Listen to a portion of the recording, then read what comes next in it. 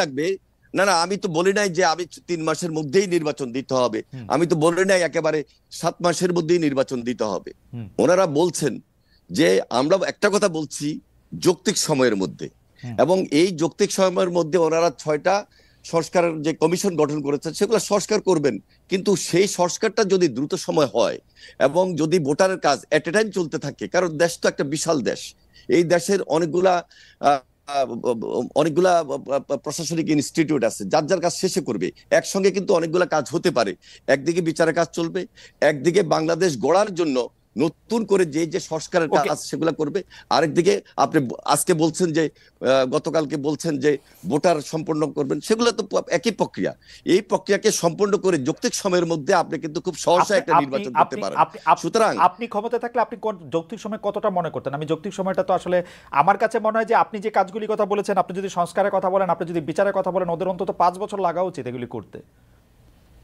না, কেন 5 বছর লাগবে? কতদিন লাগবে? আমার তো মনে হয় না, কারণ ওনারা তো আমাদের প্রফেসর ডক্টর মোহাম্মদ ইউনূস তো নিজেই 3 মাসের কথা বললেন, তো 3 মাসের জায়গায় 6 মাস হতে পারে। উনি তো নিজেই বললেন যে অক্টোবরের 1 তারিখ থেকে সংস্কারের কাজ চলবে 3 মাস, বলেন নাই? অক্টোবর, নভেম্বর, ডিসেম্বর, এরপরে 3 মাসের জায়গায় যদি 6 মাস, অসুবিধা তো নাই। কিন্তু ওনার কথা অনুযায়ী আমরা যদি আরো 3 মাস বৃদ্ধি করি, তাহলে তো 1 বছরের ভিতরেই সুন্দর একটা নির্বাচন করা সম্ভব। তাও যদি না হয়, সেটার জন্য কি আমরা খুব বিরাগ হব? কিন্তু আমরা এই দেশটাকে গড়তে চাই, একসঙ্গে গড়তে চাই। এই ফ্যাসিবাদের বিরুদ্ধে আমরা লড়াই করে, সংগ্রাম করে, আমরা কষ্ট করেছি, শ্রম দিয়েছি, আমাদের নেতাকর্মীরা গুমের শিকার হয়েছে, খুনের শিকার হয়েছে। আমরা দেশ গড়ার জন্য সবাই মিলে একত্রিত হয়ে করব। এখানে বৈষম্য বিরোধী এবং রাজনৈতিক দলকে আলাদা করার কোনো সুযোগ নেই, এই সরকারকে আলাদা করার সুযোগ নেই। এই সরকারকে সর্বাত্মক সহযোগিতা করব, কারণ এই সরকার যদি কোনোভাবে ফেল করে, বাংলাদেশ ফেল করবে। আমরা বাংলাদেশকে ফেল করতে দিতে যাব না এবং দিতে চাই না। সেটা সময় যতদিনই লাগুক।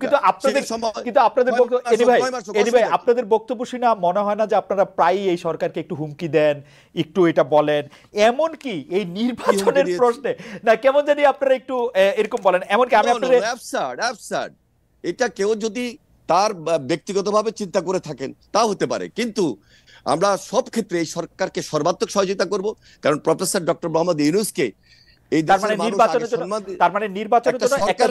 সম্মান দিতে পারে না, আমরা সম্মান দিতে চাই এবং তার নেতৃত্বে আমরা এই রাষ্ট্রটাকে নতুন ভাবে গড়তে চাই, এবং সেটা তিনি একটা গণতান্ত্রিক পন্থায় ব্যবস্থা আমাদেরকে নিয়ে যাবেন, দেশকে নিয়ে যাবেন, সেই জন্য সর্বাত্মক সহযোগিতা আমরা করব। এবং খুব রিসেন্টলি আপনারা তারেক রহমান সাহেবের বক্তব্য শুনেছেন, এবং সেই বক্তব্যের ধারাবাহিকতা আমরা রক্ষা করে এই সরকারকে সর্বাত্মক সহযোগিতা, মানে আপনাদের আসলে ক্ষমতায় এসে বসে পড়া বা এক্ষুনি ক্ষমতা শুরু করার এরকম কোনো তাড়া নাই আপনাদের? না না, এত চাপ হওয়ার কিছু নাই তো।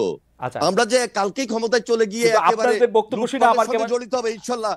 ভাই, আপনাদের বক্তব্য শুনে যে আমার মনে হইতো যে আপনারা খুব মানে আপনারা কিছুটা অস্থির, অধৈর্য হয়ে উঠছেন। এটা কোনো অস্থির না, কোনো অস্থির না। আপনারা যথেষ্ট পরিমাণ সময় দিবেন তো? আমরা ওনারা যেই সংস্কারের কাজ নিয়েছেন, একদিকে বিচারের কাজ হবে, বিচার আগে দেখতে চাই, পাশাপাশি সংস্কার করে একটা গণতান্ত্রিক পন্থায় জনগণের সরকার প্রতিষ্ঠিত করবেন। এখানে তাড়াহুড়োর কিছু নাই। আর আমরা লুটপাটের জন্য বিএনপি ক্ষমতা আসবে আর বিএনপি ক্ষমতা আসার জন্য আমরা আন্দোলন করেছি তা নয়, এই দেশটাকে রক্ষা করার জন্য আমরা আন্দোলন করেছি। আমাদের একজন দর্শক বলছেন যে তারা কেন থাকবে, বিএনপি তো অলরেডি ইন পাওয়ার। যদি লুটপাট বা দুর্নীতির কথা বলি তাহলে তারা তো তাদেরটা করতেই পারতেছে। ব্যাপারটা কি এরকমই ভাই? কেন এরকম হবে?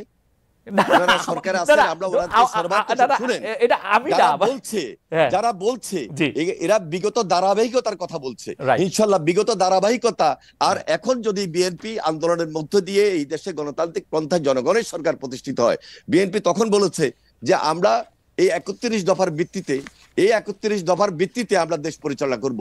সেখানে বিএনপি যদি বিজয়ী হয়, তাহলে যারা নির্বাচনে পরাজিত হয়েছে তাদেরকে নিয়ে ঐক্যমত্য সরকার গঠন করব এই 31 দফার ভিত্তিতে, এবং সেটা জাতীয় ঐক্যমত্য সরকার হিসাবে বিবেচিত হবে। জাতীয় ঐক্যমত্য সরকার হিসাবে বিবেচিত হবে। খুবই আমার মনে হয় যে এনি ভাই খুবই চমৎকারভাবে এটা বলেছেন। নাহিদ ইসলাম, আপনি যদি এই বিষয়ে কিছু বলার থাকে আপনি 1 মিনিট একটু বলতে পারেন, কারণ আমার কাছে মনে হয় যে বিএনপি আসলে কি করতে চায় তারা একদম স্পষ্টভাবে এনি ভাই বলেছেন যে বিচারটা যেমন জনগণ দেখতে চায়, কারণ যত অন্যায় এর আগে সরকার করেছেন, শেখ হাসিনা করেছেন, সেগুলি আসলে বিচার দেখতে হবে, সংস্কারের জন্য যথেষ্ট পরিমাণ সময় দিতে চায়, কিন্তু সবগুলি কাজে একসাথে করা সম্ভব, 1 বছরের মধ্যে নির্বাচন হওয়া সম্ভব। এই ব্যাপারে আপনি কি কোনো মন্তব্য করবেন কিনা? যদি আপনারা করতে চান, সর্বোচ্চ সহযোগিতা করতে এনি ভাইরা রাজি আছেন, এরকম একটা কথা বললেন।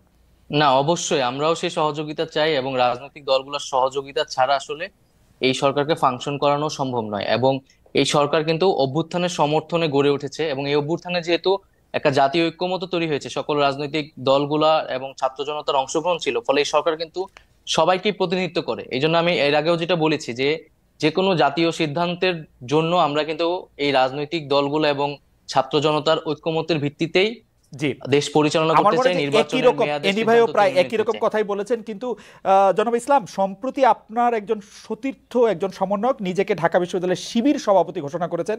তার এই পরিচয় কি আপনি আগে থেকেই জানতেন? এরপর থেকে আলোচনা আছে যে 152 জন সমন্বয়কের মধ্যে 108 জন শিবিরের। অনেকে জানতে চাইছেন সমন্বয়কদের প্রকৃত সংখ্যা কত, তাতে কতজন শিবির নেতা রয়েছেন, অন্যান্য রাজনৈতিক ছাত্র সংগঠনের কেউ কি রয়েছেন আসলে, নাকি শিবির এবং কোনো ছাত্র সংগঠন সেই অর্থে করেন না এরকম লোকই বেশি? দেখুন, আমরা যখন এই আন্দোলনটা গড়ে তুলেছিলাম, এবং আমরা কিন্তু এই আন্দোলনে কেউ রাজনৈতিক পরিচয়কে সামনে এনে এই আন্দোলনটি করিনি। সবার রাজনৈতিক পরিচয়টি এক অর্থে সরিয়ে আমরা দল মত পরিচয় ভুলে গিয়ে এই আন্দোলনটা করেছি। ফলে এখানে কে শিবির, কে ছাত্র দল, কে কোন সংগঠন করে, এটা কিন্তু বিবেচনা হয়নি। এখন একটা পরিস্থিতিতে কেউ যদি তার নিজের সংগঠন, নিজের রাজনীতি করতে চায়, সেই সুযোগ কিন্তু আছে। ইভেন আমি যে নিজে যে ছাত্র সংগঠনের সাথে জড়িত ছিলাম, ছাত্র শক্তি, গণতান্ত্রিক ছাত্র শক্তি, তার নামও কিন্তু আমরা এই অভ্যুত্থানের আগে বা পরে কোথাও কিন্তু উল্লেখ করি নাই, কারণ আমরা মনে করি এই আন্দোলনটি একটা ঐক্যমত্যের ভিত্তিতে সাধারণ শিক্ষার্থীর জায়গা থেকে মূলত এই আন্দোলনটি শুরু হয়েছে, পরিচালনা হয়েছে এবং সম্পন্ন হয়েছে। নাহিদ ইসলাম, বৈষম্য বিরোধী আপনি বললেন বলে এই প্রশ্নটি একটু করতে হচ্ছে আমার। বৈষম্য বিরোধী ছাত্র আন্দোলনের সামনের সারিতে থাকা আপনারা কয়েকজন, বিশেষ করে আপনি এবং অবশ্যই আক্তার সাহেব, তারা গণতান্ত্রিক ছাত্র শক্তির নেতা ছিলেন। সম্প্রতি আপনাদের এই সংগঠন স্থগিত করা হয়েছে, এর কারণ আসলে কি? ডক্টর ইউনূসের 2.5 মাসের দল নাগরিক শক্তির সাথে এর সম্পর্ক রয়েছে কি? না, ডক্টর মোহাম্মদ ইউনূসের দলের সাথে এটার কোনো সম্পর্ক নাই। আমরা এই দলের নামও জানতাম না। ছাত্র শক্তি নামে 60-এর দশকেও একটা ছাত্র সংগঠন ছিল আসলে, তো আমরা সেটার সাথে এটা সম্পর্ক নেই। এবং এই সংগঠনটি আমরা স্থগিত করা হয়েছে কারণ যেহেতু এই সংগঠনের প্রধান নেতৃত্ব যারা, আক্তার হোসেন, তিনি নাগরিক কমিটিতে এখন কাজ করছেন, এবং আমি এবং আসিফ মাহমুদ সরকারে কাজ করছি। ফলে নেতৃত্ব ছাড়া এই সংগঠনটি কিন্তু এখন রান করতে পারছে না। ফলে এই কারণে কমিটিটি স্থগিত করা হয়েছে, এবং ছাত্র রাজনীতি নিয়ে যেহেতু একটি আলোচনা চলছে, সংস্কারের কথা চলছে, তো সেই পরিবর্তিত পরিস্থিতি অনুযায়ী আমরা সামনের সিদ্ধান্তটি হয়তো নিবে, এবং যারা এখন মাঠে আছে ছাত্র শক্তিতে কাজ করছে, তারাই মূলত ছাত্র শক্তির বিষয়ে চূড়ান্ত সিদ্ধান্ত নিবে। আচ্ছা, আপনার রাজনৈতিক ভবিষ্যৎ এবং ব্যক্তিগত ভবিষ্যৎ নিয়ে আমরা একটু জানতে চাইবো, এবং সেটা আপনি আসলে কিরকম দেখতে চান সেটা আমরা জানতে চাইবো। তার আগে একটু এনিভের কাছে জানতে চাই যে এনিভে, আপনাদের দীর্ঘদিনের জোট এবং যুগপত নেতা, যুগপত আন্দোলনের সঙ্গী জামায়াতের সঙ্গে আগের সখ্য আর আপনাদের নাই।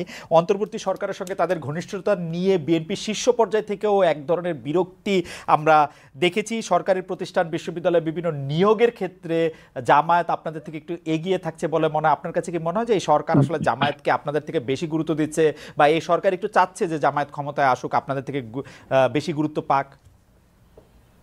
আসলে আমরা এইগুলা মোটেও মনে করি না, কারণ আমরা কি করছি, কি করব, এটা হলো আমাদের নেক্সট স্টেপ। আর আপনি যেটা বলছেন, জামাতের সঙ্গে আমরা এখানে কোনো মানে একটা আলাদা কম্পিটিশন গড়ে তুলছি না। জামাতের একটা আদর্শ ভিত্তিক রাজনীতি আছে, আমাদের বিএনপির একটা আদর্শ ভিত্তিক রাজনীতি, যার যার রাজনীতি শেষে করছে। শুধু দেখুন যে আমরা যে রাজপথে যে আন্দোলন করেছি, সে আন্দোলনের মধ্যে জামাত তাদের ভূমিকা ছিল, আমাদের ভূমিকা ছিল, এবং যুগপৎ আন্দোলন করতে গিয়ে অনেক রাজনৈতিক দল তারা তাদের ভূমিকা পালন করেছে। সুতরাং যার যার রাজনীতি, যার যার আদর্শ ভিত্তিক। সুতরাং এখানে কারোর সঙ্গে আমরা কারোর একেবারে বৈরিতা নিয়ে আমরা সেখানে এখনই কম্পিটিশনে চলে যেতে হবে, সেখানে মারামারি হানাহানি, সেই দিকে আমরা জাতিকে নিয়ে যাওয়ার জন্য কোনোভাবেই পক্ষপাত তো করছি না, বা পক্ষপাতমূলক আচরণও আমাদের মধ্যে নাই। আমাদের একটাই টার্গেট, এই ফ্যাসিবাদের বিরুদ্ধে আমরা লড়াই করেছি, সংগ্রাম করেছি। যে কথাটা একটু আগে নাইক সাহেব বললেন যে আমাদের টার্গেট হলো আন্দোলনের ফসল। আমরা সবাই মিলে যুগপৎ আন্দোলন করেছি, সবাই মিলে আন্দোলন করেছি, আন্দোলনে আমরা কাঙ্ক্ষিত লক্ষ্যে পৌঁছেছি। এখন আমাদের দেশ গড়ার আন্দোলন, দেশটাকে সুন্দর করব, ভবিষ্যৎ বাংলাদেশ কিভাবে হবে সেটার জন্য আমাদের করণীয় কি হওয়া উচিত সেটা আমরা বিবেচনা করছি, সেই ধাপে আমরা কাজ করছি। এবং আমাদের পার্টি, আমরা সবচেয়ে বেশি, আপনারা লক্ষ্য করেছেন যে এই সরকারকে সহযোগিতা করার জন্য এবং ভবিষ্যৎ বাংলাদেশ গড়ে তোলার জন্য আমরা সেই কাজটুকু করছি ইনশাল্লাহ। কিন্তু আপনারা কি এটা ফিল করতেছেন যে সরকারের সাথে আপনাদের সম্পর্ক থেকে জামায়াতের সম্পর্ক একটু বেশি গভীর? বিশ্ববিদ্যালয়গুলিতে নিয়োগের ক্ষেত্রে কি পয়েন্ট পজিশনগুলিতে, মানে পিটিভি থেকে শুরু করে বিশ্ববিদ্যালয় সব জায়গায় আপনারা নাই, মুখ্য নয়, জামায়াত ইসলামী আছে। মুখ্য নয়, তারা আমার মনে হয় এগুলো খুব মুখ্য না, কে কোথায় আছে। কথা হলো যে অ্যান্টি আওয়ামী লীগ, রাইট, যেখানে অ্যান্টি আওয়ামী লীগ সেখানে এই আপনি যে আছেন। হ্যাঁ, ওকে, যেখানে অ্যান্টি আওয়ামী লীগ হ্যাঁ, আজকে যারা দেশের ভাবমূর্তি ক্ষুণ্ণ করেছে, দেশকে ধ্বংস করে দিয়েছে, তাদের বিরুদ্ধে এই জাতি ঐক্যবদ্ধভাবে লড়াই করেছে, সংগ্রাম করেছে, এবং ভবিষ্যতে এই দেশটাকে আমরা সুন্দর বাংলাদেশ গড়ার জন্য সবার সহযোগিতা কামনা করছি, এবং সবাইকে নিয়ে আমরা ফ্যাসিবাদ বিরোধী। কিন্তু আপনারা চান না এনি ভাই প্ল্যাটফর্মটার নেতৃত্বে বিএনপি থাকুক? এই প্ল্যাটফর্মটার নেতৃত্বে কখনো নাহিদ ইসলামকে, জনগণ নির্ধারণ কখনো নাহিদ ইসলামকে, কখনো শফিকুর রহমানকে দেখা যাচ্ছে। এটা আপনাদের জন্য একটু বেদনাদায়ক না? একটু বেদনাদায়ক, কখনো ছাত্ররা, কখনো জামায়াত। বিএনপির পলিটিক্স, খালেদা জিয়ার নেতৃত্ব, তারেক রহমানের নেতৃত্ব যদি সবার সামনে খুব স্পষ্টভাবে সবাইকে আকৃষ্ট করতে পারে, তাহলে অবশ্যই আমাদের নেতৃত্ব জনগণ বসাবে। কিন্তু এই সরকার পতনে তো তারেক রহমানের ভূমিকা জিরো, কেউ কেউ বলছেন। তারেক রহমান যদি না, এখন তো আপনি বললেন, আর কেউ কেউ বলছে হয়তো আপনাকে বলেছেন, কিন্তু আমাদেরকে বলেন নাই। বরং এই কথা বলেছেন যে তারেক রহমান বিদেশে বসেও, যেখানে দেশনেত্রী বেগম খালেদা জিয়া এত অসুস্থ ছিলেন, তার মধ্যে দেশের তারেক রহমান বিএনপির ভারপ্রাপ্ত চেয়ারম্যান হিসেবে দায়িত্ব নেওয়ার পর তিনি আমাদের ওয়ার্ড লেভেল, ইউনিয়ন লেভেল, থানা লেভেল, উপজেলা লেভেল, আমাদের কেন্দ্র এবং জেলা লেভেলে যেভাবে দলকে ঐক্যবদ্ধ করেছেন এবং জাতিকে, সকল রাজনৈতিক দলকে ঐক্যবদ্ধ করেছেন, সে আন্দোলনের ফসল হিসাবে আমাদের ছাত্র ভাইরা যখন কাঙ্ক্ষিত লক্ষ্যে পৌঁছার জন্য এগিয়ে গিয়েছেন, সেখানে তারেক রহমানের নেতৃত্বে তিনি সমর্থন দিয়েছেন, এবং পরবর্তীতে সর্বশেষ যখন শহীদ মিনারে আমাদের ছাত্র ভাইরা যখন আহ্বান জানিয়েছে সকল রাজনৈতিক দলকে, তখন তার নেতৃত্বে এই বিএনপি স্ট্যান্ডিং কমিটির অনেক নেতৃবৃন্দ জেলে ছিলেন, আমরা অনেকেই জেলে ছিলাম, কিন্তু তিনি দেশের বাইরে বসেও যেভাবে নেতৃত্ব দিয়েছেন, সেই নেতৃত্বের ফসল হিসাবে আজকে সবাই মিলে ঐক্যবদ্ধ বাংলাদেশ। আপনাকে ধন্যবাদ। আমি একটু জনাব নাহিদ ইসলাম আপনার কাছে প্রশ্নে যাওয়ার আগে আমাদের দর্শকদের মধ্যে একটা বড় অংশ মানে যে বিষয়টি আমার মাধ্যমে আপনার কাছে উপস্থাপিত করতে বলেছেন, সেই দুটি বিষয় আগে একটু বলে রাখি। 43তম BCS এর পাস করার পরও তাদের গেজেট নোটিফিকেশন কেন হয় নাই, সেটি আপনার একটু আমলে আছে কিনা এবং সেটি নিয়ে আপনি কোনো কিছু করছেন কিনা, সেই ব্যাপারে তারা একটু জানতে চেয়েছেন। আরেকটি বিষয় জানতে চেয়েছেন যে তারা বয়স সীমা, সরকারি চাকরির বয়স সীমা 35 বছর বয়স পর্যন্ত হবে কিনা, সেটি আপনারা কিভাবে করবেন সেটি জানতে চেয়েছেন। আর আমার প্রশ্নটিও করে রাখি, আপনি আমাদের অনেকগুলি প্রশ্ন রয়েছে, শুধু আপনি যদি খুব না এই দুটি যদি আপনি জবাব দেন, তারপর আমি মানে আপনার মতামত বলেন, তারপর আমরা প্রশ্নটি করি, কারণ এই প্রশ্নটি আবার এনিভাইয়ের বক্তব্যের সাথে লিঙ্কড। জি না, এখানে হচ্ছে প্রশাসন তো সংস্কারের কমিশন হয়েছে, বয়স সীমার বিষয়টাও আলোচনা হচ্ছে, এবং দ্রুত সময়ের মধ্যেই পিএসসির সাথেও আমাদের আলোচনা হচ্ছে, যাতে এই যে নিয়োগ পরীক্ষা, শুধু BCS না, অনেকগুলো পরীক্ষা স্থগিত আছে, সেই পরীক্ষাগুলো যাতে দ্রুত দেওয়ার ব্যবস্থা করা যায়, সে বিষয়ে আমরা কাজ করছি। আশা করি খুব দ্রুত সময়ের মধ্যেই সেটি পরীক্ষাগুলো হবে। ওকে, আর প্রশ্নটি হচ্ছে যে এক দফা সরকার পতন আন্দোলনের আগে আপনাদের যে 9 দফা দাবি ছিল, তাতে দলীয় লেজুর ভিত্তিক ছাত্র রাজনীতি নিষিদ্ধের দাবি ছিল আপনাদের, কিন্তু অনেক ক্ষেত্রে সেটি দলীয় লেজুর ভিত্তিক ছাত্র রাজনীতি না হয়ে গোটা ছাত্র রাজনীতি নিষিদ্ধের দিকে আপনারা যাচ্ছেন, এটি একটা কথা।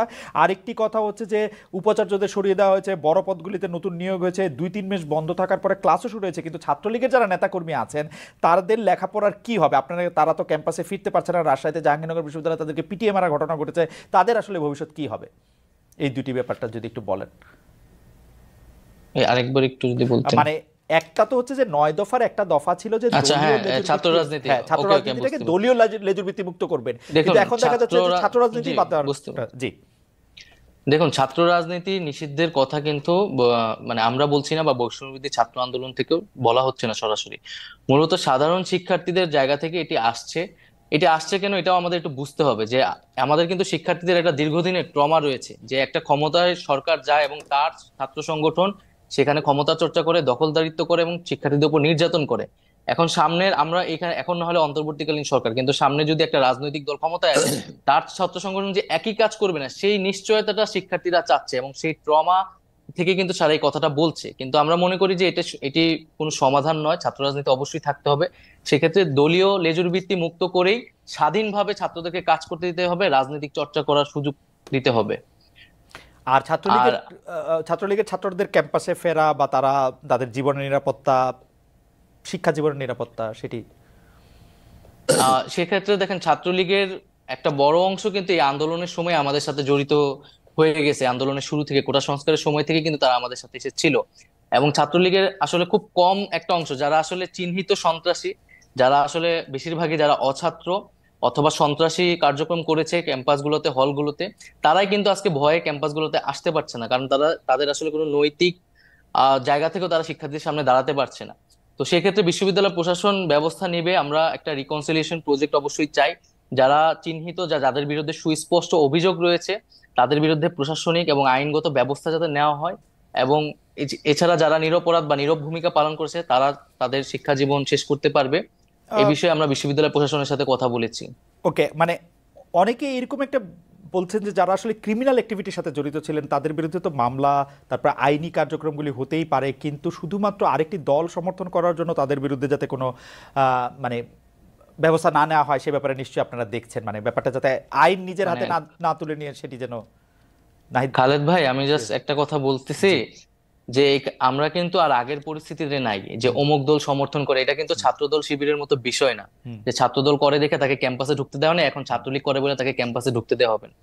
একটা গণহত্যা হয়েছে এবং এইখানে কত কত শিক্ষার্থীদের উপর হত্যা করা হয়েছে। এটার বিচার না হওয়া পর্যন্ত তারা যদি তাদের সাথে এই ঘটনার সাথে জড়িত থাকে, এবং ক্যাম্পাসগুলোতে আপনি দেখেছেন 15 তারিখ কিভাবে আমাদের নারী শিক্ষার্থীদের উপর হামলা, বর্বরোচিত হামলা করা হয়েছে।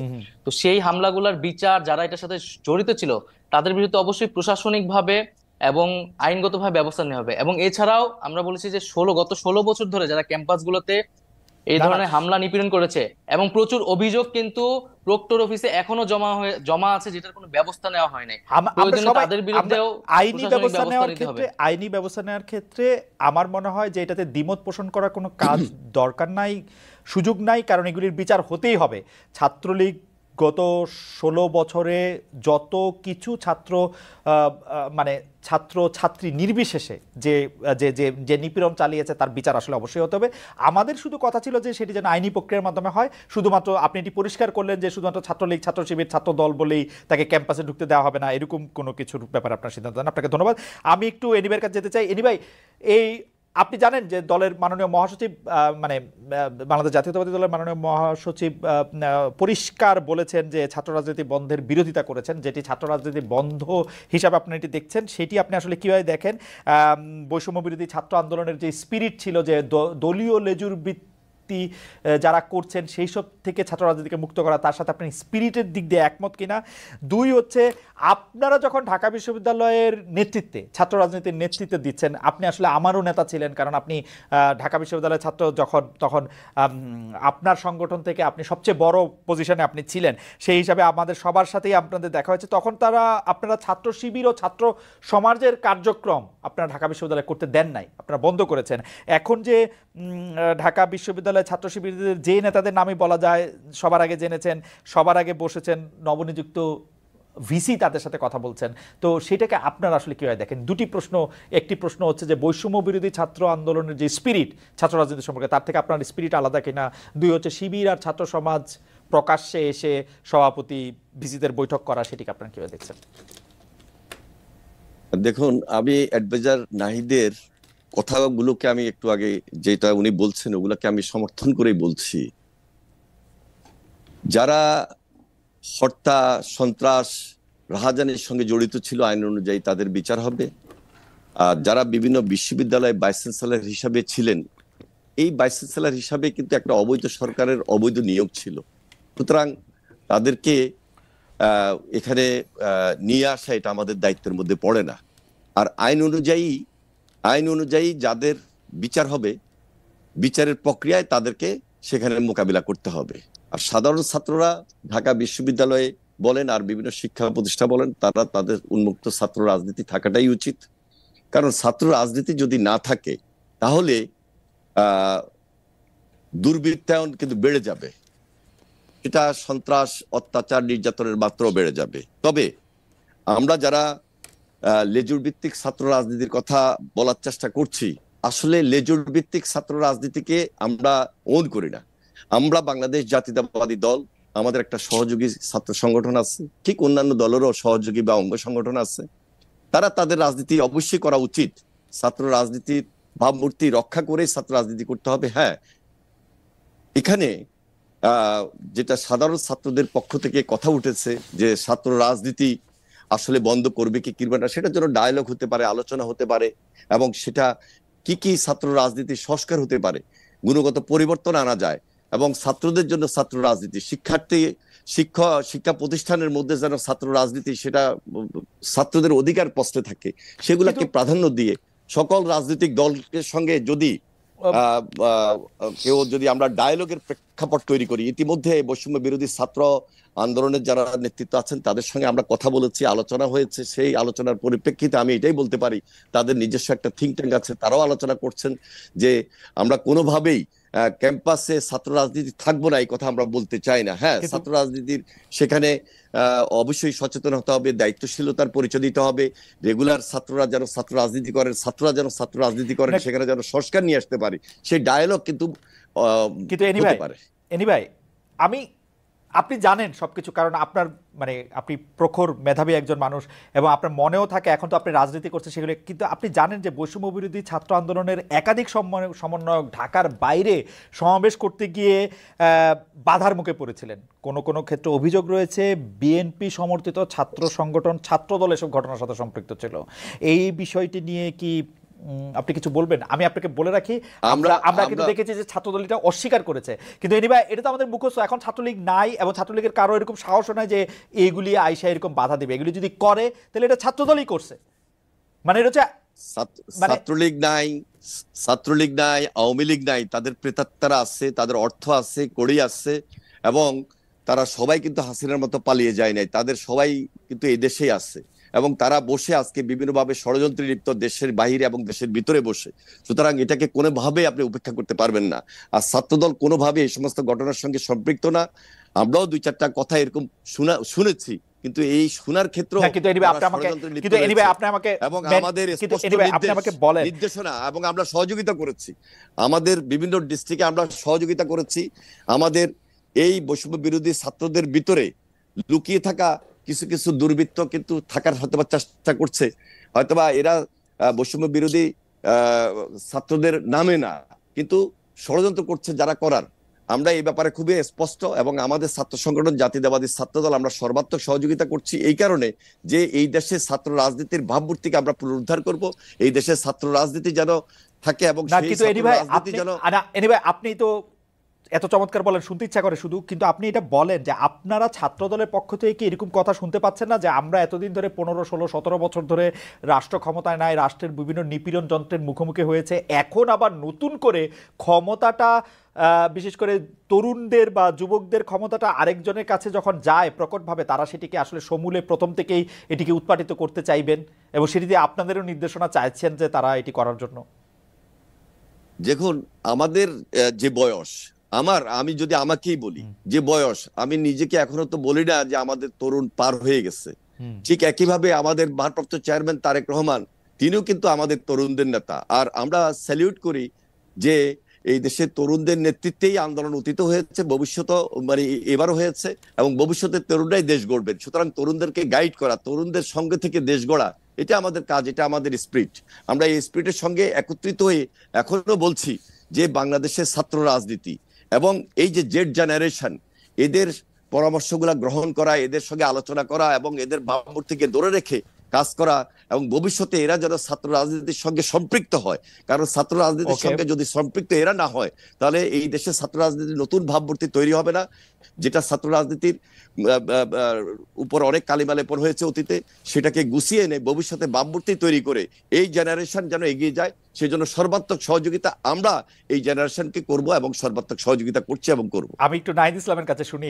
জনাব নাহিদ ইসলাম, আপনি জানেন যে ছাত্র আন্দোলনে যারা সমন্বয়ক ছিলেন তারা জেলা জেলায় মত বিনিময় সভা করেছেন, অনেক জায়গায় এই নিয়ে গন্ডগোল হয়েছে। আপনাদের রাজনৈতিক দল গঠন কি বাধার মুখে পড়ছে কিনা, এই বাধা দেওয়ার ক্ষেত্রে আপনি বিএনপি জামায়াতের কোনো ভূমিকা দেখেন কিনা? দল ঘোষণা না হলেও স্পষ্টতই সমন্বয়করা এখন রাজনৈতিক কর্মসূচিতে আছেন, এর খরচ কিভাবে জোগাড় হচ্ছে? কোনো কোনো জেলায় কোনো কোনো বিশ্ববিদ্যালয়ের সমন্বয়কদের মধ্যে গ্রুপিং, আবার সমন্বয়কদের বিরোধিতা করে সাধারণ শিক্ষার্থীদের আলাদা গ্রুপ হয়ে প্রতিবাদ আমরা দেখতে পাচ্ছি। যদি সবগুলি বিষয় একটু অ্যাড্রেস করেন আপনার সুবিধা থেকে, আমি আরেকবার একটু বলে দিব যে যাচ্ছেন ভাই। ঠিক আছে, আপনার এই প্রশ্নের আগে আমি অ্যানি ভাইয়ের কাছেও কিছু প্রশ্ন আর কি বা কথা বলতে চাই। প্লিজ বলেন। জি, অ্যানি ভাই তো আমাদের খুবই পরিচিত ছাত্র নেতা ছিলেন। আমাদের পরিচিত বলতে আমরা শুনেছি তার কথা ক্যাম্পাসে এখনো আলোচিত হয়।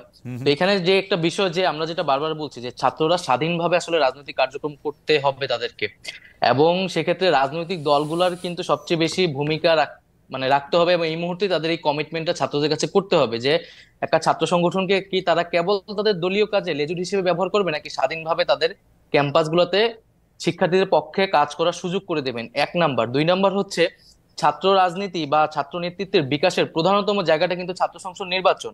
এবং আমরা কিন্তু 90-এর ডাকসুর কথাও শুনেছি, এবং কিন্তু 90-এর পরে বিএনপি যখন ক্ষমতায় আসলো তখন কিন্তু ছাত্র সংসদ নির্বাচন আমরা দেখতে পেলাম না, এবং যার ধারাবাহিকতা আওয়ামী লীগে রেখেছে, এবং 28 বছর কিন্তু ডাকসু নির্বাচন ছিল না। ডাকসু নির্বাচন ছাড়া, ছাত্র সংসদ ছাড়া কিন্তু আপনি কোনো ছাত্র রাজনীতি আসলে কল্পনা মানে যে ছাত্র রাজনীতি সেটা আসলে সঠিক নেতৃত্ব চর্চাটা হয় না।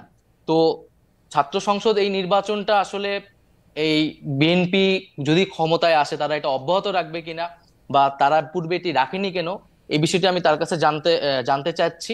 আর দ্বিতীয়ত আপনি যে বিষয়টা বললেন, এখানে বৈষম্যবিরোধী আন্দোলনের পক্ষ থেকে বা আমাদের কারো পক্ষ থেকে কিন্তু রাজনৈতিক দল করার কথা বলা হয়নি। এবং এটি আরো স্পষ্ট করছি, আমরা দুইজন যারা এখানে সরকারে এসেছি তাদের সাথেও কিন্তু বৈষম্যবিরোধী আন্দোলনে একটা তফাৎ ঘটে গেছে, এবং আমরা কিন্তু তাদের সাংগঠনিক কার্যক্রমে এই মুহূর্তে যুক্ত থাকছি না, কারণ আমরা সরকারের কাজে মনোনিবেশ করছি। বৈষম্যবিরোধী ছাত্র আন্দোলন তার যে দাবি দেওয়া, তার 1 দফা 9 দফা এগুলো কিন্তু এখনো পূরণ হয়নি, হত্যার বিচার হয় নাই, আহত এবং শহীদ পরিবারদেরকে এখনো সহযোগিতা পৌঁছানো যায় না। তারা কিন্তু সেই দাবিগুলো নিয়ে কাজ করছে, সেটার জন্য বৈষম্যবিরোধী আন্দোলন দেশ পুনর্গঠনে ছাত্রদের জায়গা থেকে কাজ করছে। এবং সারা দেশে যে শিক্ষার্থীরা আন্দোলন করছে তাদের সাথে একটা মত বিনিময়, তারা কি ভাবছে সেই জায়গাতে কিন্তু তারা জেলায় গিয়েছে। আমাকে একটু সাহায্য করবেন। প্রথম কথা হচ্ছে যে আপনি বলছেন যে আপনি এবং জনাব আসিফ এবং আমি ধরে নিচ্ছি যে জনাব মাহফুজও, তাহলে আপনারা বৈষম্যবিরোধী ছাত্র আন্দোলনের সাথে আপনারা একটু দূরত্ব মেনটেন করছেন, অর্থাৎ আপনারা সরকারে আছেন, বৈষম্যবিরোধী ছাত্র আন্দোলনের যে সমন্বয়কদের যে কাজ তাদের যে এর সাথে আপনাদের সম্পর্ক এখন একটু দূরবর্তী, মানে ডে টু ডে অপারেশন কোনটা নাই। জি, আচ্ছা, মানে বৈষম্যবিরোধী ছাত্র আন্দোলন কোন সরকার দলীয় কিন্তু প্ল্যাটফর্ম না, আসলে এটি একটি স্বতন্ত্র প্ল্যাটফর্ম, অভ্যুত্থান নেতৃত্ব দানকারী প্ল্যাটফর্ম, এবং অভ্যুত্থানের আকাঙ্ক্ষা বাস্তবায়নে তারা কাজ করছে। এবং খুব শীঘ্রই হয়তো বৈষম্যবিরোধী আন্দোলন পুনর্গঠিত হবে, সেখানে হয়তো আমরা তো থাকবো না, আমরা এখন থেকেই নাই, আমরা কিন্তু কোনো সাংগঠনিক কার্যক্রমে অংশগ্রহণ করছি না। কিন্তু জনাব নাহিদ ইসলাম, আপনি অনুষ্ঠান শুরুর আগে আমি আর এনি ভাই আলোচনা করছিলাম আপনার সাথে, আপনি এখনো মাত্রই শিক্ষা জীবন হয়তো আপনার শেষের পথে বা শেষ আপনি করছেন, মানে আপনি যদি আরো বেশি পড়াশোনা করেন সেটা তো আপনি করতেই পারবেন, কিন্তু তাহলে আপনার বা আসিফ মাহমুদের বা জনাব মাহফুজের, জনাব আসিফ মাহমুদের তাদের ভবিষ্যৎ কি? মানে তারা আপনারা কি করবেন? মানে আপনারা তো রাজনীতিই করবেন তাই না? মানে আপনারা তো চাকরি বাকরি করতে পারবেন না, পারবেন কি? জানি না চাকরি বাকরি করতে পারবো কিনা। আমরা দেখেন, আমার ব্যক্তিগতভাবে আমি কিন্তু রাজনৈতিক আকাঙ্ক্ষা ছিল দেখে আমরা ছাত্র সংগঠন গড়ে তুলেছি এবং ক্যাম্পাসে কাজ করেছি, ফলে সেই রাজনৈতিক আকাঙ্ক্ষা কিন্তু আমাদের আছে। তবে রাজনীতি কিন্তু কোনো একক সিদ্ধান্ত না, আমি ব্যক্তিগতভাবে কোনো সিদ্ধান্ত নিতে পারি না। আমরা এখন রাজনৈতিক দলকে কোনো প্রাধান্য দিচ্ছি না, এটি আমাদের মানে কোনো কাজ না। আমাদের এখন প্রধান কাজ হচ্ছে এই যে দেশ পুনর্গঠন, সরকারের থেকে এবং সরকারের বাইরে যারা আছে সকলে মিলে দেশ পুনর্গঠনে কাজ করে এবং সকলকে সহযোগিতা করে, আমরা সেটিকে সর্বাধিক গুরুত্ব দিচ্ছি। রাষ্ট্র সংস্কারে যে কাজটাকে সফল করে আমরা যাতে গণতান্ত্রিক রূপান্তর করতে পারি। পরবর্তীতে আমাদের এই দায়িত্ব শেষ হলে, নির্বাচন আসলে সেই সময় আমরা হয়তো সেই বিষয়ে একটা সিদ্ধান্ত নিব, কিন্তু আমরা এই বিষয়ে এখন কোনো সিদ্ধান্ত নিচ্ছি না, সেই উদ্দেশ্যে কোনো কার্যক্রম করছি না। তবে আমরা এখানে বৈষম্যবিরোধী ছাত্র আন্দোলন সংগঠিত করতে চাচ্ছি শিক্ষার্থীদের, কারণ আমরা মনে করছি যে এখনো আসলে আমাদের ভয়ের জায়গাটা কাটেনি। গণ অভ্যুত্থানকে রক্ষা করার জন্য হলেও এবং তার আকাঙ্ক্ষা বাস্তবায়নের জন্য হলেও শিক্ষার্থীদের মধ্যে সেই সাংগঠনিক জায়গাটা থাকা দরকার। নাহিদ, এ ব্যাপারে আমার কৌতূহল আসলে একটু বেশি, সেজন্য আমি একটু জানতে চাইছি যে সত্যি আমি যদি মানে I can feel for you, যে ধরেন আমি এখন আসছি, এখন এটা 1 বছর থাকবো, 2 বছর থাকবো, 3 বছর থাকবো সরকারের জন্য, সেটা আমি জানি না। আমি এখন যেখানে আসছি, আমি যদি এখন রাজনীতি না করি আমাকে আসলে চাকরি করতে হবে, কারণ আমার বিশ্বাস বৈষম্যবিরোধী ছাত্র আন্দোলনের সঙ্গে আপনারা যারা ছিলেন তারা এমন কোনো দুর্নীতির সঙ্গে সম্পৃক্ত হবেন না যে আপনারা 1 বছর 2 বছর সরকারের থেকে এত টাকা আপনাদের হবে যে আপনাদের সারা জীবন আর কিছু না করলে হবে। আপনাদের আসলে আপনি আমি যারা একই ধরনের পরিবার থেকে আসছি, আমাদের আসলে পরিবারটি বয়ে নিয়ে যাওয়ার জন্য আমাদের কাজ করতে হবে কোনো না কোনো কাজের সাথে। সেটা আপনি কীভাবে করবেন মনে করেন যে, বা আপনার পরিকল্পনাটা কি আসলে? মানে এটা তো আপনাকে ভাবতে হবে, মানে আপনি কি ভাবছেন সেরকম? কারণ আপনি না, যদি এখন এটা চাকরি ভাবি নাই এবং ভাবার সময়ও পাচ্ছি না আসলে। রাইট কিন্তু যেটা ধরেন, আপনি রাজনৈতিক দল কিন্তু এত সহজ কথা না। রাজনৈতিক কিছু মানুষ জড়ো হলে একটা রাজনৈতিক দল হয়ে যায় না। সেটার জন্য আদর্শ লাগে, সেটার জন্য সংগঠন লাগে এবং কর্মসূচি লাগে। এখন আমাদের কাছে কিন্তু সেই সময়টা নাই যে আমরা একটা রাজনৈতিক দলের পিছিয়ে আসলে গড়ে তোলার জন্য সময়টা দিব। আমরা আসলে গভর্নমেন্টে আছি, আপনি পরিস্থিতি বুঝতেছেন, আমাদের এই সময়টায় কতটা পরিশ্রম করা লাগতেছে। এবং আমরা যেই প্রতিশ্রুতি নিয়ে এসেছি, আমরা কিন্তু একক সিদ্ধান্তে ব্যক্তিগত জায়গা থেকে আসি নাই। মানুষের কাছে কিন্তু আমাদের জবাবদিহিতা করতে হবে যে তাদের আকাঙ্ক্ষাটা আমরা বাস্তবায়ন করতে পারছি কিনা, বা আমরা ওকে আমাদের ভূমিকাটা পালন করতে পারছি কিনা। তো সেইটাই আমাদের সবচেয়ে বেশি মনোযোগ, আমরা সেই কাজটা সম্পূর্ণ করতে চাই। তারপরে আমরা আমাদের ব্যক্তিগত, দলীয়, রাজনৈতিক সেই বিষয়গুলো নিয়ে আমরা ভাববো। আচ্ছা, আমার শুভেচ্ছা এবং শুভকামনা থাকলো আপনাদের প্রতি। আমি একটু জনাব এনি ভাই, আপনার কাছে আমি শেষ দুটি প্রশ্নে আসতে চাই। এই দুটি প্রশ্নের মধ্যে থেকে প্রথম প্রশ্নটি হচ্ছে যে আওয়ামী লীগ সরকারের বিরুদ্ধে আপনাদের বড় দুটি অভিযোগ ছিল যে বেগম খালেদা জিয়াকে চিকিৎসার জন্য বিদেশে যেতে দেওয়া হচ্ছে না। আমরা দেখেছি এই সরকার, অন্তর্বর্তী সরকার ক্ষমতা গ্রহণের মধ্যে দ্রুততার সাথে বেগম খালেদা জিয়ার মামলার ব্যাপারটি নিষ্পত্তি করা এবং তার পাসপোর্ট ফিরিয়ে দেওয়ার একেবারে চেষ্টা করেছে, কিন্তু বেগম খালেদা জিয়ার বিদেশে যেতে কি আসলে কোনো বাধা রয়েছে কিনা, তিনি দেশে যাচ্ছেন না কেন? এবং আরেকটি অভিযোগ ছিল যে তাদের হামলা মামলার আশঙ্কার কারণে জনাব তারেক রহমান দেশে ফিরতে পারছেন না, এরকমটা আমরা শুনেছি। কিন্তু এই সরকার ক্ষমতা এসেছে, সেটিও 60 দিন হয়ে গেল, জনাব তারেক রহমান দেশে ফিরছেন না কেন? বেগম খালেদা জিয়াকে কেন বিদেশ নেওয়া যাচ্ছে না, যেটি প্রধান দাবি ছিল, আপনি যদি খুব সংক্ষেপে আমাদেরকে একটু বলেন। ধন্যবাদ আপনাকে। একটু আগে অ্যাডভাইজার নাহিদ যে প্রশ্নটা আমার সামনে তুলে ধরেছেন, আমি সেটা আগে বলছি যে এই যে ডাকসু নির্বাচন, আমি বরাবরই 90-র পরে বিএনপি যখন 91-এ এই দেশের রাষ্ট্রীয় ক্ষমতা আসে, আমি 90-র ডাকসুতে আমি নিজেও ইলেকশন করেছি এবং সেখানে আমি নির্বাচিত হয়েছি, আমার খোকন পরিষদ। এর পরবর্তীতে ডাকসু নির্বাচন কেন হয় নাই? তো ওই সময় আমাদের রেগুলার স্টুডেন্ট এবং ইরেগুলার স্টুডেন্টদের মধ্যে একটা কম্পিটিশন ছিল, এবং আমি রেগুলার স্টুডেন্টের পক্ষে ফাইট করেছি, দল আমাকে মনোনয়ন দিয়েছে। তার মানে কি, বিএনপি রেগুলার স্টুডেন্টের পক্ষে অবস্থান নিয়েছে, কিন্তু ইরেগুলার স্টুডেন্টদের পক্ষে নিয়েছে তখন কিছু irregular student plus Awami League, Chhatra League, যার কারণে সেই নির্বাচন হতে পারে নাই। সেকেন্ড, 93-তে আবার যখন ডাকসু নির্বাচন হয় তখন আমাকে দল বিপি নমিনেশন দিয়েছে, সেটাও কিন্তু রেগুলার স্টুডেন্ট এবং ইরেগুলার স্টুডেন্টের ফাইট ছিল। সেখানে একই জিনিস ঘটনা ঘটেছে, সেখানে আমরা বরাবরই ডাকসুর পক্ষে ছিলাম, বাংলাদেশ জাতীয়তাবাদী দল, কিন্তু এই চক্রান্তকারীদের, আওয়ামী লীগের বা মুজিববাদী ছাত্রলীগের, তখন ওই ষড়যন্ত্রের কারণে আমরা নির্বাচন করে নিতে পারি নাই। হ্যাঁ, এটাকে আপনি স্বাভাবিকভাবে বিএনপি সরকারের ছিল, কিন্তু আমরা সরকারে থাকলেও বিশ্ববিদ্যালয় একটা স্বায়ত্তশাসিত প্রতিষ্ঠান, সরকার সেখানে সরাসরি হস্তক্ষেপ করার কোনো সুযোগ নাই। আর ভবিষ্যতে বিএনপি যদি এদেশের জনগণের সরকার হিসাবে ম্যান্ডেট পায়, তখন বিএনপি আবারও বলছে যে আমরা এককভাবে সরকার পরিচালনা করব না, সকলকে নিয়ে ঐক্যমতে সরকার গঠন করব। এবং সেখানে অবশ্যই শুধু তখন নয়, যখন বিপি নূর হয়েছিল আমরা সেই নির্বাচনে অংশগ্রহণ করেছি। আপনার বক্তব্য পুরো পরিষ্কার। ভবিষ্যতে দর্শকরা যে ডাকসু নির্বাচন হবে, সেই ডাকসু নির্বাচন অবশ্যই হওয়া উচিত এবং আমরা সেখানে সর্বাত্মক সহযোগিতা করব। এবার আসুন, দেশনেত্রী বেগম খালেদা জিয়া দীর্ঘদিন অসুস্থ ছিলেন, এখনো অসুস্থ আছেন। ওনার বিদেশে যাওয়ার ক্ষেত্রে এখন কোনো বাধা নেই, তবে এখানে বিদেশে যে ডাক্তার বিদেশে কোথায় যাবেন সেগুলা একটা প্রিপারেশন আছে, সেই প্রিপারেশন নিয়ে আমরা অপেক্ষায় রয়েছি। ইনশাল্লাহ খুব শীঘ্রই আমরা চেষ্টা করবো দেশের বেগম খালেদা জিয়া উন্নত চিকিৎসার জন্য দেশের বাইরে উনি যাবেন। এবং আমাদের প্রিয় নেতা জনাব তারেক রহমান, তিনি ওনার যে মামলাগুলো তিনি নিজে মোকাবেলা করতেছেন, মামলাগুলো যদি আইনি প্রক্রিয়া সবকিছু সমাধান হয়ে যায়, খুব শীঘ্রই ইনশাল্লাহ উনি দেশে ফিরবেন এবং বাংলাদেশ যে বিএনপি এবং এই দেশের রাজনীতিতে ওনার ভূমিকা উনি যেভাবে পালন করেছেন তার চেয়ে বেশি এবং দায়িত্বশীলতার সহিত পালন করবেন। আমি ব্যাপারটা এনি ভাই একটু বুঝতে চাই যে জনাব তারেক রহমানের বিরুদ্ধে মামলা এখন রয়েছে, কিন্তু তিনি কি এখনো এই একই আশঙ্কা করছেন যে তিনি দেশে নামার সাথে সাথে তাকে গ্রেফতার হতে পারে? না না, উনি মামলাগুলো তো মোকাবেলা করে আসছেন। মোকাবেলাটা লন্ডনে বসে কেন করতে হবে? মোকাবেলাটা লন্ডনে বসে করতে হবে কেন? কেন লন্ডনে বসে করতে হবে? স্বাভাবিক উনি একটা দলের নেতৃত্ব দিয়েছেন, ওনার বিরুদ্ধে ফেভারেবল গভর্নমেন্ট, অনেক মামলা হয়েছে। ফেভারেবল গভর্নমেন্ট আছে, তারপরে তো আইন আছে। গভর্নমেন্ট আসলেই যে ওনাকে আইন মোকাবেলা করতে হবে, দেশে থেকেই মামলা মোকাবেলা করা সম্ভব না। আপনি তো দেশে থেকে মামলা মোকাবেলা করছেন এনি ভাই।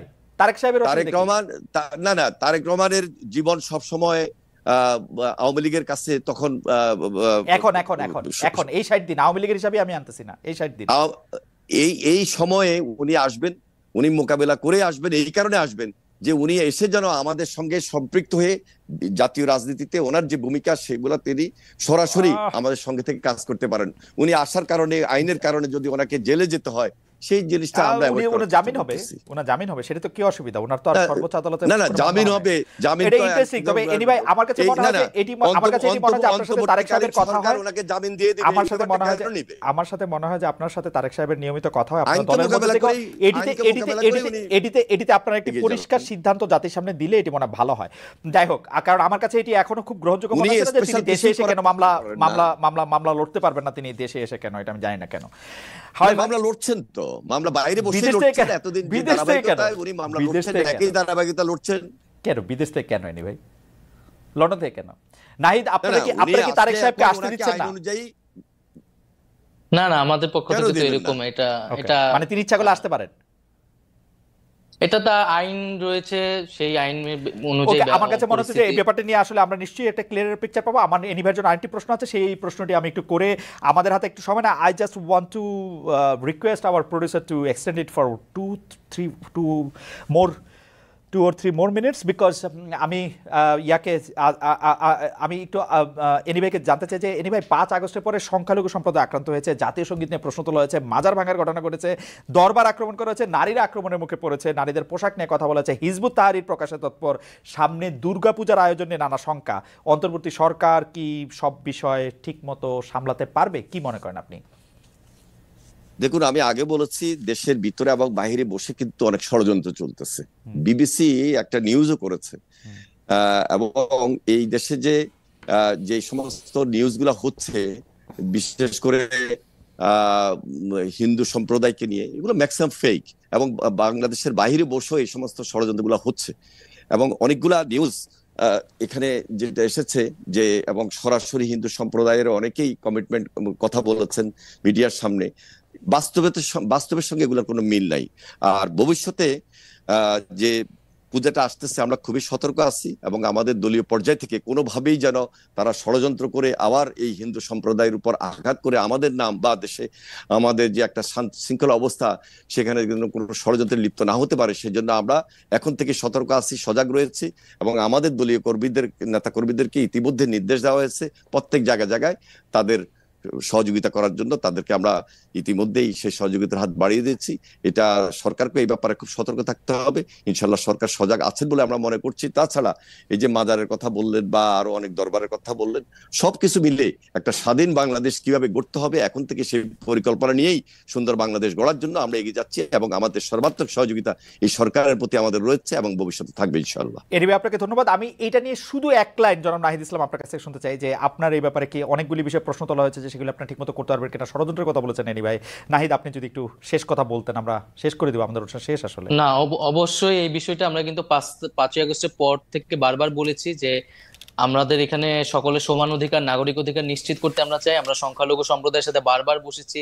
আমি নিজে দীঘিনালায় গিয়েছি পাহাড়ি বাঙালি দ্বন্দ্বের পরে, এবং আমরা এই বিষয়ে সতর্ক আছি, এবং আমরা বাংলাদেশের মানুষও এই বিষয়ে সচেতন আছে, এবং ঐক্যবদ্ধভাবেই আমরা সামনের যে কোনো এই ধরনের পরিস্থিতিকে মোকাবেলা করতে পারবো, এবং সকলকে সেই নিরাপত্তা। ইসলাম, আপনাকে অনেক ধন্যবাদ জনাব শহীদুদ্দিন চৌধুরী এনি। আপনার সাথে কথা বলে অনেক বিষয় নিশ্চয়ই আমাদের দর্শকরা পরিষ্কার হয়েছেন। আপনি জেনে খুশি হবেন 52,000-এর বেশি দর্শক লাইভ এই অনুষ্ঠানটি দেখেছেন। জনাব নাহিদ ইসলাম, আপনাকেও অনেক ধন্যবাদ।